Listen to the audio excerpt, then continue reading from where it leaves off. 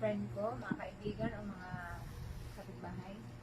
Nandito po tayo ngayon sa 7 bagay na kinasusuklaman ng Diyos. Continue tayo mga kapatid. So nandito na tayo. First is healthy eyes. Ang mapagmataas na tingin ng tao. Ang pangalawa is align tongue. So mga kapatid, sa tuwing tayo po ay nagsisinungaling, sa tuwing yung dila natin ay ginagamit natin sa pagsisinungaling, hindi nalulugod ang Panginoon.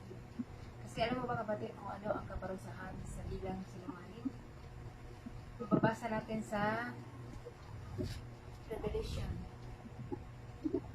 21 verse 8.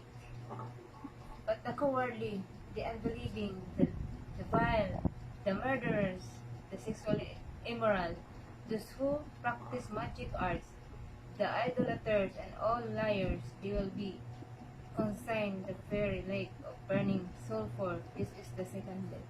So, tanan ng mga makakon, patay, tanan mga dautan, itapon doon sa impyerno, sa lake of fire, sulfur, asuprit. So, mga kapatid, kung ayaw natin na mangyari sa ating panahon na para baguhin natin ang ating lifestyle, yung dila natin gamitin natin para sa salita ng Diyos dito sa mabuting balita or sa maayong balita, kumbaga sa Bisaya, or sa good news, Holy Bible. Mga kapatid, seryoso, kailangan natin maglingkod ngayon sa Panginoon. At ang dila natin kailangan gagamitin natin para sa salita ng Diyos. Paano ba natin gagamitin mga kapatid ang dila natin para sa salita ng Diyos? Kailangan matuto tayong i-share sa mga kapatid natin o sa mga kaibigan natin o sa mama, mga magulang, kapatid, ang salitang matutunan natin. Kung ikaw kapatid, wala ka pang Kristo ngayon sa puso mo, sabihin ko sa'yo, once na nag-decide ka na tanggapin mo si Jesus Christ as your Savior and Lord, mga kapatid, pagpapalain ka niya at magkakaroon ka ng buhay na walang hanggan kasama ng iyong family.